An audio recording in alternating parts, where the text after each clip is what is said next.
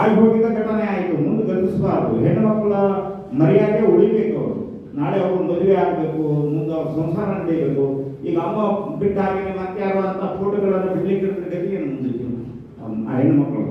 ಅಪ್ಪ ಅಮ್ಮ ಏನು ಮಾಡ್ಕೋಬೇಕು, ಅವ್ರು ಆತ್ಮಹತ್ಯೆ ಮಾಡ್ಕೋಬೇಕು ಅಂತ ಫೋಟೋಗಳನ್ನು. ಹಾಗಾಗಿ ಆ ಹುಡುಗರು ಸಿದ್ದಾಪುರದವರೇ, ಹೆಣ್ಣುಮಕ್ಕಳು ಸಿದ್ದಾಪುರದವರೇ. ಆ ಕೆಲಸವನ್ನ ಕಾಂಗ್ರೆಸ್ಸಿನ ಪ್ರಮುಖರು ಮಾಡ್ಯಾರೆ ಅಂತ ನಾವು ಹೇಳಿಲ್ಲ, ಅಥವಾ ಆ ಮೃತಪಟ್ಟಂತ ವ್ಯಕ್ತಿ ಹೇಳಿಲ್ಲ. ಅವ್ರು ಏನ್ ಹೇಳಿದ್ದಾರೆ ಅಂದ್ರೆ ಅಂತ ಗುಂಪಿಗೆ ಇವರು ಬೆಂಬಲ ಇದೆ ಅಂತ ಹೇಳಿದ್ದಾರೆ. ಹಾಗಾಗಿ ಆ ಬಗ್ಗೆ ತನಿಖೆ ಆಗಬೇಕು ಅನ್ನುವಂಥ ವಿಚಾರವನ್ನು ನಾವು ಗಮನಿಸ್ತೇವೆ.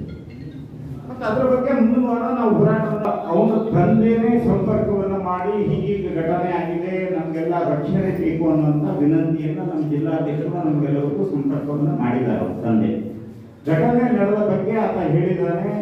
ತನ್ನ ಮನೆಗೆ ಆ ಹುಡುಗ ಆತ್ಮಹತ್ಯೆ ಮಾಡ್ಕೊಳ್ಳೋ ಪೂರ್ವದಲ್ಲಿ ಬಹುತೇಕ 7ನೇ ತಾರೀಕು ಅಂತ ಕಾಣುತ್ತೆ ಯೋಗದವರು ಗಲಾಟೆಯನ್ನು ಮಾಡಿ ಅವನಿಗೆ ಧಮಕಿಯನ್ನು ಹಾಕಿ ನಿಮ್ಮನ್ನು ಸಾಯೋವರೆಗೂ ಜೈಲಿಗೆ ಹಾಕೊಂಡು ಅವ್ರ ಅಪ್ಪನಿಂದ ಹಿಡಿದು ಅವ್ರ ತಮ್ಮದಿಂದ ಹಿಡಿದು ಅವನಿಗೆ ಧಮಕಿಯನ್ನು ಹಾಕಿದ್ದಾರೆ.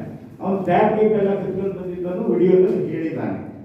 ಒಂದು ವೇಳೆ ನಾವು ಹೇಳೋ ಬಗ್ಗೆ ಪರೀಕ್ಷೆಗಳು ನಡೆದಿ, ಸಂಬಂಧಪಟ್ಟವ್ರ ಮೇಲೆ FIR ಮಾಡಿಕೊಂಡು ತನಿಖೆಗಳನ್ನ ನಡೆಸಲಿ. ಅವ್ರು ನಿರಪರಾಧಿಗಳಾದ್ರೆ ಅವ್ರನ್ನ ಬಿಡ್ಲಿಕ್ಕೆ ನಮ್ಮೇನು ತಕರಾರಿಲ್ಲ, ನಾವು ತಕರಾರು ಮಾಡ್ಲಿಕ್ಕೆ ಬರಲ್ಲ ನಿರಪರಾಧಿಗಳ ಮೇಲೆ. ಆಗ ನಾವು ಅವನ ತಂದೆ ಹೇಳ್ತಾ ಇರೋದು ತನ್ನ ಮಗನೇ ವಿಡಿಯೋವನ್ನು ಮಾಡಿಬಿಟ್ಟಿದ್ದು, ಮತ್ತು ನಾನು ಅದೇ ವಿಷಯವನ್ನ ಹೇಳ್ತಾ ಇದ್ದೀನಿ. ನನ್ನ ಮಗನ ಸಾವಿಗೆ ನ್ಯಾಯ ಬೇಕು ಅನ್ನುವಂಥ ವಿಚಾರದಲ್ಲಿ ಅವನ ವ್ಯಕ್ತಿ ಹೇಳ್ತಾ ಇದ್ದಾರೆ.